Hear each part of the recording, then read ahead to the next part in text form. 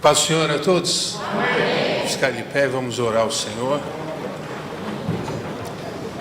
Vamos fazer uma oração. Cadê o Gilson? Vem aqui orar por mim.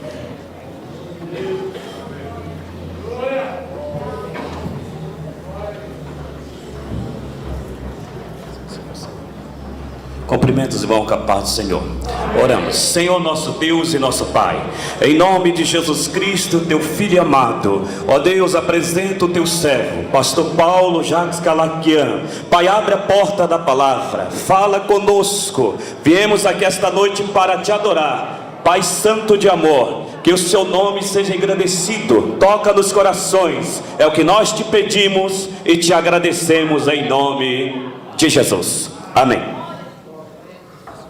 Pode sentar.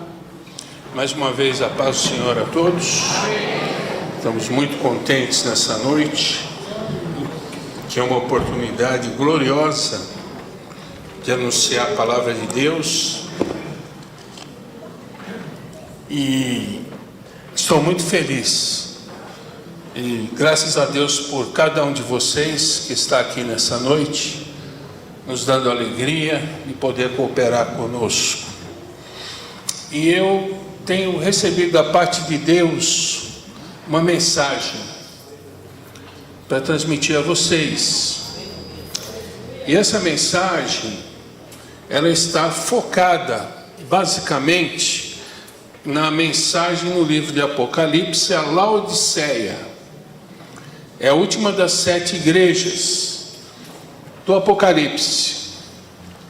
Porém, antes de chegar nela, eu vou fazer uma análise para os irmãos das 7 igrejas e de um estudo que elas representam as 7 períodos da história da igreja. O livro de Apocalipse apresenta a revelação de Jesus Cristo ao apóstolo João, falando-lhe do perfil espiritual e histórico de 7 igrejas da Ásia Menor. Hoje corresponde à Turquia. Então, naquela região da Ásia estavam as 7 cidades fazendo um meio círculo, correspondendo hoje à Turquia. Estas 7 igrejas representam 2 mensagens paralelas: o perfil espiritual dos seus 7 líderes. Cada mensagem é dirigida ao seu pastor. Cada pastor tem um perfil, representando os 7 perfis dos crentes da congregação individualmente. E as 7 eras da história da igreja cristã, em ordem cronológica. A fundamentação teológica para esta afirmação se encontra nesse texto de Apocalipse 1:19. Escreve, pois, as coisas que tem visto, e as que são, e as que depois dessas hão de suceder. Então Deus revelou para João o que haveria de acontecer com a história da igreja, dividindo-a em 7 períodos. Se você estudar alguns manuais de teologia, você vai encontrar esta informação.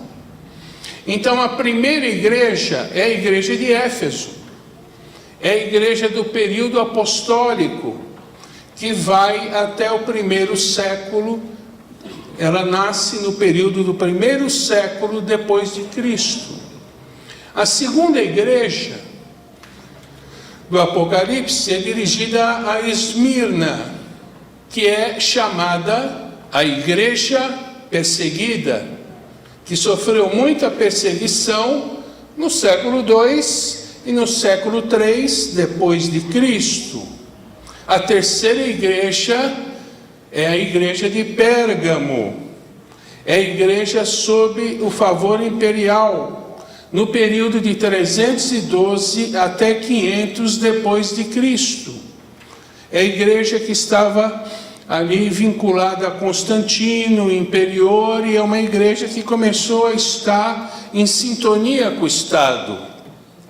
A quarta igreja é Tiatira, que é a igreja da Idade das Trevas, que vai do período de 500 depois de Cristo até o século XVI.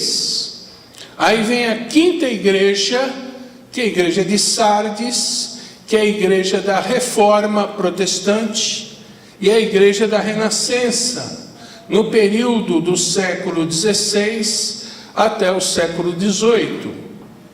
E agora chegamos à sexta igreja, que é a melhor delas, que é o sexto período, que é a igreja de Filadélfia, a igreja das missões modernas.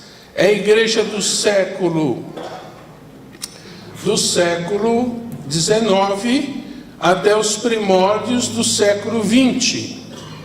E a mensagem que Jesus direcionou ao seu pastor é essa: conheço as tuas obras, eis que diante de ti pus uma porta aberta, e ninguém a pode fechar.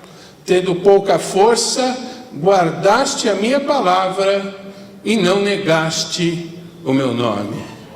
Então essa igreja é a igreja da porta aberta, é a igreja de Filadélfia, e essa porta representa a pregação missionária do Evangelho. E em Filadélfia é a igreja missionária, é bom falar dela. É uma igreja espiritual, é uma igreja avivada, é uma igreja que prega a palavra de Deus, é uma igreja que glorifica o nome do Senhor. E eu tenho um livro que se chama Os Heróis da Fé. E esse livro contempla 20 personalidades que foram homens cheios do Espírito Santo, que inflamaram o mundo da época com a pregação do Evangelho. Esses homens vocês já ouviram falar.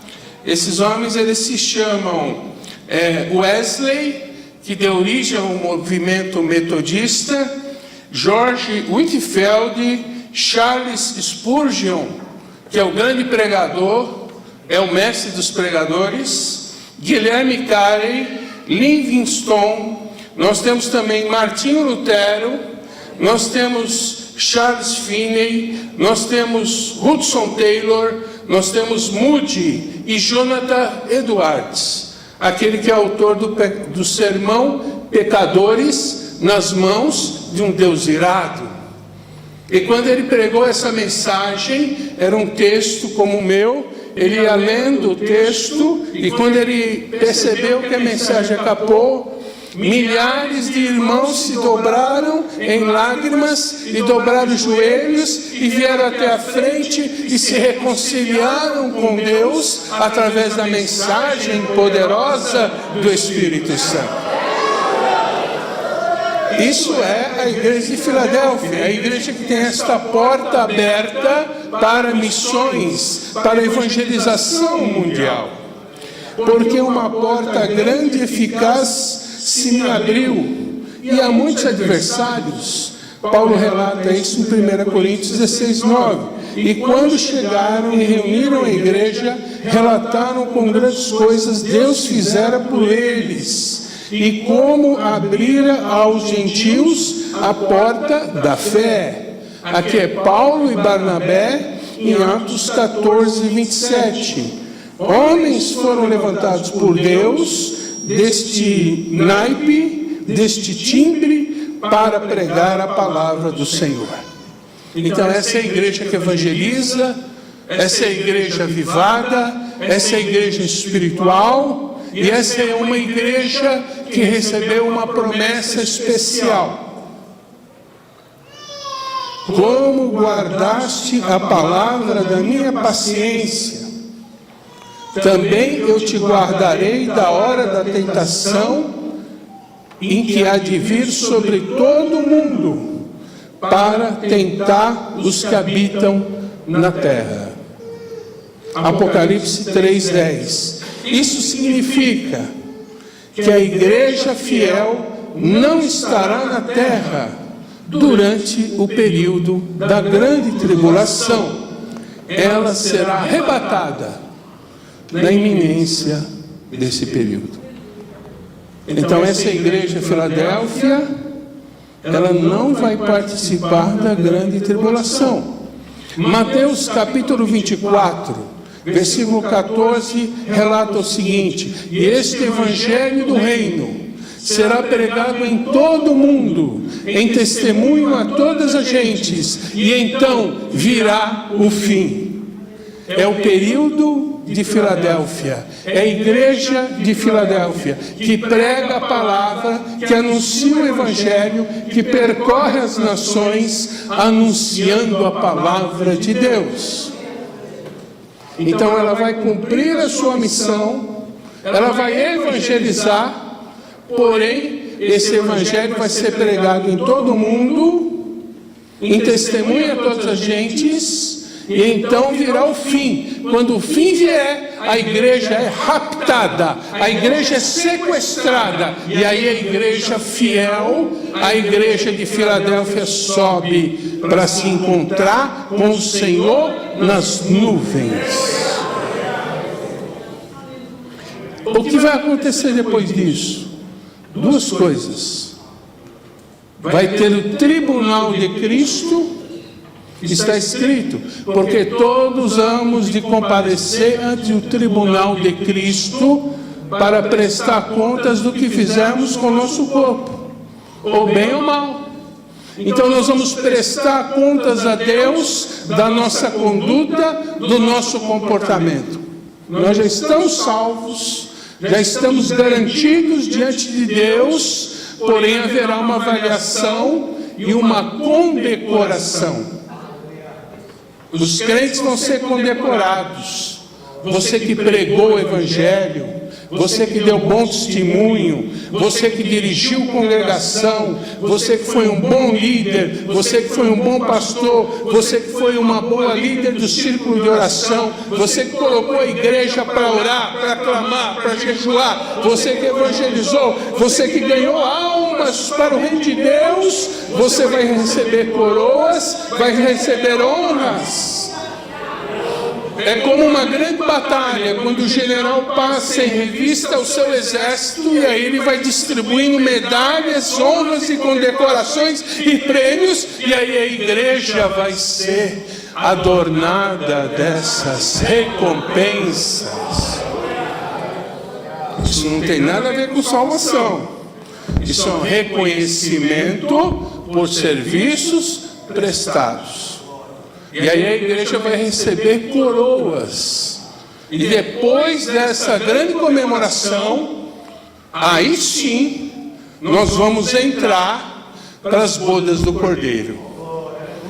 Então nós vamos entrar condecorados. Nós vamos entrar coroados para participar de um grande banquete celestial com Cristo. Isso é muito bom, né? Falar da igreja de Filadélfia é bênção. Só que enquanto a igreja estiver nos ares, enquanto a igreja estiver nas nuvens, haverá uma igreja que ficou, que não subiu. E que igreja é essa? Laodiceia. Porque na verdade Filadélfia é a igreja fiel, é a igreja obediente, é a igreja salva, é a igreja que está em sintonia com a sua vida espiritual diante de Deus. Então eu vejo aqui duas igrejas, Filadélfia e Laodiceia. Quantas igrejas Deus tem? Quantas igrejas Deus tem? Só tem uma. Qual igreja Deus tem?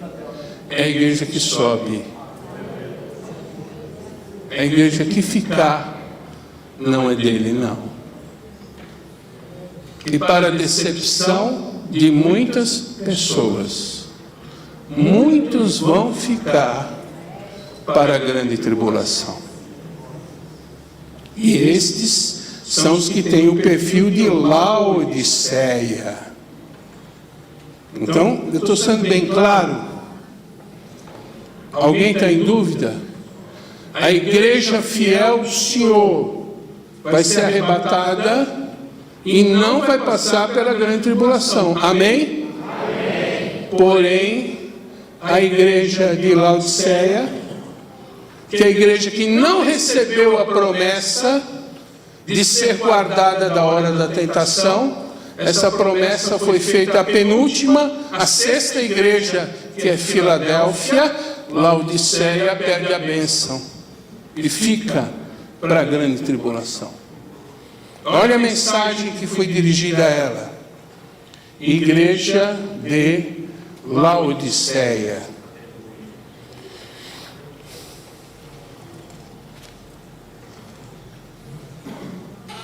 Vamos ler Apocalipse.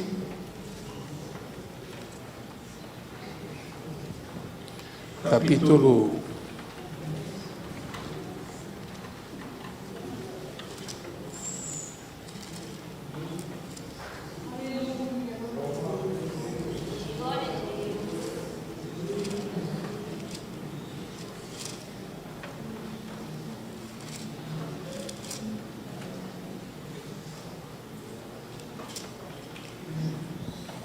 'E ao anjo da igreja que está em Laodiceia escreve: Isto diz o Amém, a testemunha fiel e verdadeira, o princípio da criação de Deus.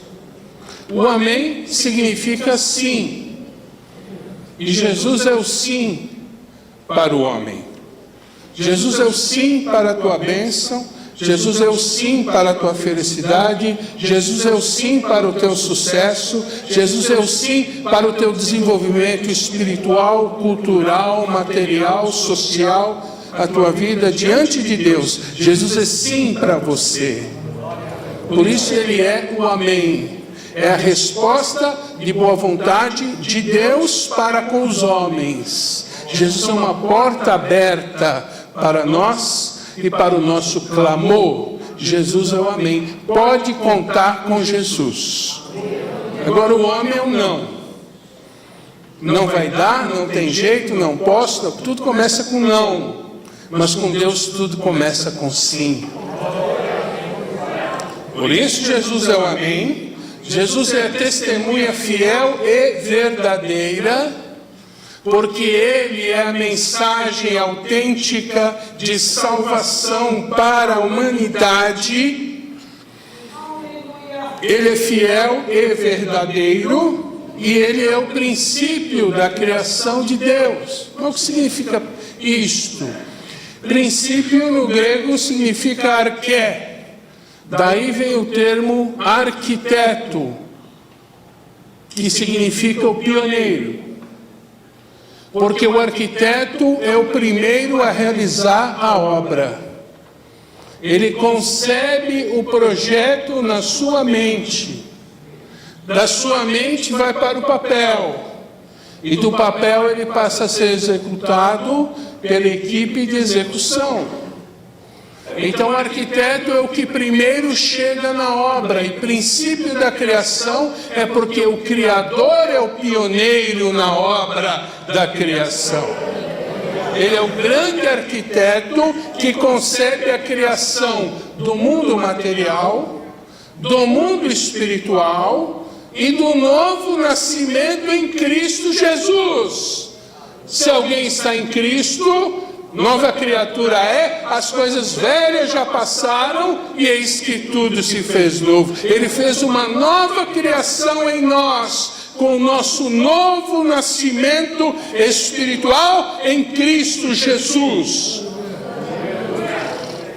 Eu sei as tuas obras, que você não é frio e nem quente. Oxalá foras frio ou quente. Assim, porque és morno e não és frio nem quente, vomitar-te-ei da minha boca. Então nós vemos aqui a perspectiva espiritual dessa igreja, ela não é fria e nem é quente. Ela é morna. Vocês gostam de tomar chá? Sim ou não? Não muito, né? Brasileiro é mais chegado em café, não é? Chá é mais para países frios, que a pessoa precisa se aquecer para tomar um chá quente, ou num país tropical pode tomar um chá o quê? Gelado. Não é bem do nosso costume tomar chá, mas não dá para tomar um chá morno, porque o morno gera ânsia. Então esse morno, ele representa alguma coisa que era quente, mas que esfriou, mas não totalmente. Vomitar-te-ei da minha boca representa o desgosto de Cristo pelo seu comportamento reprovado na santificação. Quando Jesus diz, olha, eu vou vomitar este aqui da minha boca, é porque ele foi reprovado. E uma igreja, embora em pecado, e ainda é uma igreja que se omitiu da sua principal qualidade, a santificação. Então não se engane vocês, está escrito, segui a paz com todos e a sem a qual... Então a igreja de Laodiceia é uma igreja falida espiritualmente, mas é uma igreja rica materialmente. E aqui começa a desgraça dela, porque sem santificação ninguém verá o Senhor. Eu classifiquei a igreja de Laodiceia como a igreja do tempo do fim, do final dos tempos. E é uma igreja sem santificação, é uma igreja que não subiu com Cristo, com Filadélfia, é uma igreja que tem o rótulo de crente, que tem a carteirinha de crente, mas o seu interior está vazio, sem Deus. Olha o perigo. E vomitar-te-ei da minha boca é o sinal da apostasia, expressão que significa o repúdio do Salvador por sua conduta, tornando-se indigesta, representando a sua exclusão do reino de Deus e da salvação. Ela está excluída, ela foi vomitada. É até ruim falar essa palavra, mas é verdade. Então essa igreja é a que perdeu a bênção, portanto foi lançada ao vômito. Olha o que Pedro escreve: portanto, se depois de ter escapado das corrupções do mundo, pelo conhecimento do Senhor e Salvador Jesus Cristo, forem outra vez envolvidos nelas e vencidos, tornou-se-lhes o último estado pior do que o primeiro, porque melhor lhes fora não conhecerem o caminho da justiça, do que conhecendo-o, desviarem-se do santo mandamento que lhes fora dado. Deste modo sobreveu-lhes o que por um verdadeiro provérbio se diz: o cão voltou ao seu próprio vômito, e a porca lavada ao espojadouro de lama. 2 Pedro 2, 20 a 22. Então a igreja de Laodiceia é a igreja do tempo do fim. A igreja de Laodiceia é a igreja falida espiritualmente. A igreja de Laodiceia é a igreja dos desviados, dos apóstatas, que vão ficar para a grande tribulação. Não pense você que todo mundo vai subir, não. Só vai subir o fiel, só vai subir o santo, só vai subir o puro, só vai subir o lavado e remido no sangue de Cristo. Só sobe este. Tem muita gente brincando de ser crente. Tem muita gente enganada, pensando que Deus aceita qualquer coisa. Cuidado. E olha o que ela diz, como diz: rico sou, e estou enriquecido, e de nada tenho falta. E não sabes que é um desgraçado e miserável, pobre, cego e nu. Olha aí onde ela errou. Olha onde ela errou. Ela é provida de um erro grosseiro. Ela se sentiu rica materialmente, mas cometeu uma inversão de valores. Vocês cantaram hoje sobre o Jó. Jó perdeu os seus bens, Jó perdeu as suas riquezas materiais, Jó perdeu a sua família, Jó perdeu a sua saúde, mas Jó não perdeu a sua coroa. Ele permaneceu fiel, porque a riqueza espiritual que ele tinha com Deus era muito maior do que tudo isso no contexto social de qualquer pessoa. Então as riquezas espirituais têm que estar acima das materiais. E aqui está o problema. Eia, pois, agora vós ricos, chorai e branqueai por vossas misérias, que sobre vós hão de vir. As vossas riquezas estão apodrecidas, as vossas vestes estão comidas de traça, o vosso ouro e a vossa prata se enferrujam, e a sua ferrugem dará testemunho contra vós, e comerá como fogo a vossa carne, entesourastes para os últimos dias. Também está escrito: a riqueza dos ricos é a sua cidade fortificada, mas a pobreza é a ruína dos pobres. Então o rico, ele confia na sua riqueza, ele confia nos seus bens materiais. É como um muro forte. Ele acha que os seus bens, os seus recursos financeiros irão lhe garantir tudo que ele precisa. Rico sou e de nada tenho falta. E Jesus, olhando para os seus discípulos, ele disse: bem-aventurados vocês, os pobres, pois a vocês pertence o reino de Deus.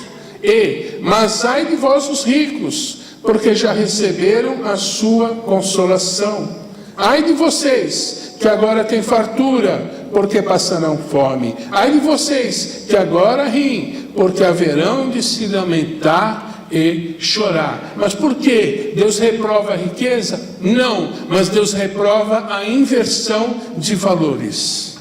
A riqueza espiritual que você tem é muito maior do que a riqueza de todo o ouro da terra. Você foi feito por Deus um rei e um sacerdote.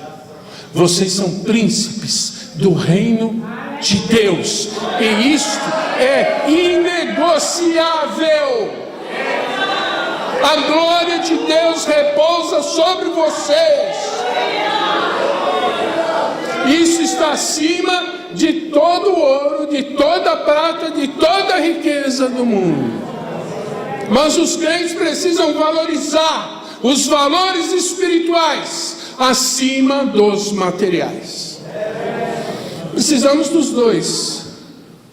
Se não tivesse automóvel, eu não chegava aqui. Se não tiver uma casa para morar, eu não teria como tomar um banho para vir ao culto. Mas buscai primeiro o quê? E a sua, não esquece da justiça, tá? E as demais coisas vos serão. Então esse pessoal de Laodiceia teve uma inversão de valores. Eles desprezaram a palavra de Deus, eles desprezaram o reino de Deus, eles desprezaram tudo aquilo que o Evangelho lhes oferece, para se valer dos bens materiais, e a sua riqueza lhe sobreveio como um laço. Porque o rico, ele busca conforto na riqueza material. Mas a riqueza material não pode produzir paz interior. Essa paz que você tem é celestial. Nem todo ouro, nem toda prata não se compara à alegria que você tem com Deus. Meu querido, você vai morar no céu com Cristo Jesus. Mas para isso tem que ser do perfil de Filadélfia e não do perfil de Laodiceia. E agora Laodiceia é uma igreja perdida. Ela é uma igreja condenada, porque ela recebeu 5 condenações diante do juízo divino. Ela é desgraçada, ela é miserável, ela é pobre, ela é cega e nu. São 5 condenações. Em nenhum momento a igreja de Laodiceia é louvada pelo Senhor. As outras são. Tem alguma coisa boa que merece consideração, algum elogio, mas essa aqui não tem nada que elogiar, porque essa está falida espiritualmente. É muito rica, porque a cidade de Laodiceia era um importante centro econômico e financeiro da época. Naquela cidade havia uma rota para o comércio, havia indústrias têxteis de lã e havia até bancos. Era uma cidade que as pessoas se envaideciam e se achavam que eram ricas. Porém, tropeçaram no seu orgulho e perderam a bênção da salvação. Mas o senhor tem certeza do que o senhor está falando, pastor? Eu tenho. Por quê? Porque a primeira condenação é desgraçado. A salvação é pela graça. Porque pela graça sois salvos por meio da... Isso não vem de vós, é dom de... Para que ninguém se... Então é a graça a porta da salvação. Noé foi salvo pela graça. Está escrito que ele achou graça aos olhos do Senhor. Mas tinha salvação naquela época? Tinha. Deus revelou para ele: olha, o fim de toda a terra vai acontecer, constrói a arca. Noé não tinha Bíblia, Noé não tinha harpa, Noé não tinha faculdade de teologia, Noé não tinha nada disso, mas Noé tinha a unção do Espírito Santo. Constrói a arca. E aí nessa congregação de 8 almas, a humanidade pôde começar novamente. Noé alcançou graça ao Senhor, Abraão alcançou graça aos olhos do Senhor, e assim sucessivamente. A graça sempre esteve presente na vida do homem. Não é só na dispensação da graça, que ela é predominante, evidentemente, mas a graça sempre esteve com o homem, porque Deus sempre amou o homem. E Deus não abre mão de você, nem com chuva, nem com tempestade, nem com diabo, nem com prova, nem com luta, nem com doença, nem com falência financeira. Não importa, Deus é com você até o fim. Então a igreja de Laodiceia é uma igreja desgraçada. Em outras palavras, é uma igreja sem a graça para a vida. Não teve salvação, porque não quis.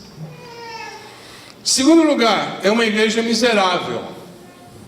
Qualidade de pobreza, porque ela trocou os valores eternos e espirituais pelo vil metal, passageiro, e suas teologias. A teologia da prosperidade, na verdade, é uma teologia miserável, porque ela simplesmente é a versão 2.0 do culto que o povo de Israel prestou ao Deus do bezerro de ouro lá no Sinai, no deserto. É a mesma coisa. Eles estavam adorando o Deus Mamon, o Deus das riquezas. E muitos estão indo à igreja para resolver um problema financeiro. Errado. O problema do homem não é a sua conta bancária. O problema do homem é o seu pecado. Por causa do pecado o homem rouba. Por causa do pecado o homem mata. Por causa do pecado o homem adultera. Por causa do pecado o homem se prostitui. Por causa do pecado o homem usa drogas. E o pecado separou o homem de Deus. O que precisa ser resolvido na vida do homem é uma teologia que combata o pecado. Não o problema financeiro. Problema financeiro você vai resolver. Salmo 23 está de pé. O Senhor é o meu pastor e nada me faltará. Mas primeiro o reino de Deus e as demais coisas vos serão acrescentadas. Então igreja não é para resolver problema financeiro. Igreja é para tratar do problema do homem, que é o pecado. E tudo se resume numa teologia de duas palavras. João Batista: arrependei-vos e crede no Evangelho. Está resolvido. Não precisa falar mais do que isso.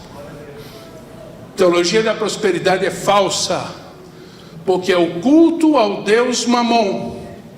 E esse não é o nosso Deus. Esse é o Deus da igreja de Laodiceia. Você queria que ela fosse salva? Ela está falida. Terceira condenação, ela é pobre. Ela é pobre porque ela vive ausente de Deus, o doador da vida e da felicidade eterna. Há um corinho que diz: sem Deus nada somos nesse mundo. Vocês conhecem esse corinho? Sem Deus nada somos neste mundo. Sem Deus nada podemos fazer. Nem as folhas das árvores se movem, se não for pelo seu poder. Sem Deus, querido, você é pobre. Com Deus, você tem tudo. É cega. Quarta condenação. Por que é cega? Porque ela perdeu a visão espiritual. Paulo escreve aos Efésios no capítulo 1, dizendo: olha, que o Espírito Santo possa iluminar os olhos de vocês para o conhecimento. É o Espírito Santo que iluminou a tua visão espiritual, para você abraçar Jesus como teu Senhor e Salvador pessoal. E uma igreja como esta recebe a quinta condenação. Você é uma igreja nua. Você está nua. Porque está escrito que todos pecaram e destituídos estão da glória de Deus. O homem sem Deus está nu. Ele tem vergonha. Ele não pode comparecer perante o Senhor nu. Alguém aqui pode vir aqui nu? Não tem condições. A mesma coisa, essa igreja está nua diante do Senhor. Deus não a vê vestida como a noiva do Cordeiro, mas é uma igreja que se envolveu no pecado, na idolatria pelas coisas materiais. O que fazer então? Aconselho que de mim compres ouro provado no fogo, para que te enriqueças. Agora ela vai ter que pagar um preço. Ouro provado no fogo. Que fogo vai ser esse? O fogo da grande tribulação. A igreja de Filadélfia subiu. Laodiceia perdeu o bonde, ficou. E agora vai ter que comprar ouro provado no fogo da fornalha da aflição. Vai padecer com Israel nas garras do anticristo, porque são os desviados que perderam a bênção para o arrebatamento da igreja. vai ter que pagar um preço, vai ter que se humilhar, vai ter que jejuar, vai ter que se consertar com Deus durante o período da grande tribulação. E haverá salvação durante a grande tribulação? Sim, haverá. Segundo Scofield, haverá. Segundo a palavra de Deus, haverá. E aqui é a grande confusão, quando um grupo diz se a igreja passará ou não passará a grande tribulação. A confusão é simples. Os que são de Deus subiram, os que não são ficaram. E os que ficaram vão ter que comprar ouro provado no fogo. Vão ter que pagar o preço. Segundo lugar, vocês vão ter que comprar roupas brancas para que vistas e não apareça a vergonha da tua nudez. Ela vai ter que buscar santificação sem a igreja na terra. Vai ficar mais difícil. E ainda vai ter que ungir os teus olhos com colírios. Deus vai lavar os seus olhos para que ela possa ter a luz da vida eterna e contemplar a glória de Deus. E aí vem eu repreendo e castigo a todos quanto amo. Sê, pois, zeloso e arrepende-te. Ainda há tempo para você pegar o arrebatamento da igreja e voltar a ser a igreja de Filadélfia. Ainda há tempo de fazer um concerto com Deus. Ainda há tempo de se reconciliar com o Senhor. Ainda há tempo de levar a sério o Evangelho. Ainda há tempo de consagrar a tua vida no altar de Deus. Ainda há tempo para o teu concerto. Eu repreendo e castigo a todos quanto amo. Ser zeloso e arrepende-te. O arrependimento é o retorno para o verdadeiro caminho que conduz à vida eterna. E agora vem uma bênção. Eis que estou à porta e bato. A igreja de Laodiceia deixou Jesus para o lado de fora. Estou à porta e bato. Jesus está do lado de fora da igreja, porque ele não está de acordo com o culto a Baal, com o culto a Mamon. Ele ficou do lado de fora. Estou do lado de fora, eis que estou à porta e se alguém ouvir a minha voz, atender a minha mensagem e abrir a porta, eu vou entrar à sua casa, você hará com ele e ele comigo. Ainda há tempo para uma reconciliação. E ao que vencer, eu lhe concederei que se assente comigo no meu trono, assim como eu venci e me assentei com meu Pai no seu trono. É a maior das 7 promessas das 7 igrejas. É esta: ao que vencer, vai reinar com Cristo para sempre. Amém. Vamos ficar de pé. Pai, nós te agradecemos e pedimos que a tua graça nos ajude a sermos como a igreja de Filadélfia, a colocarmos a nossa vida no teu altar e tirarmos os nossos olhos das riquezas materiais, da cobiça, tirarmos nossos olhos do pecado, da desobediência, da transgressão, da imoralidade, da impureza, da lascívia, e colocar os nossos corações na tua presença, para que possamos subir no dia do arrebatamento e possamos glorificar e exaltar o teu nome. Desperta o teu povo e faz uma grande aliança conosco. Nós estamos aqui, ó Pai, para te servir e obedecer. Fala, Senhor, que o teu servo ouve. Amém. Deus abençoe. Amém.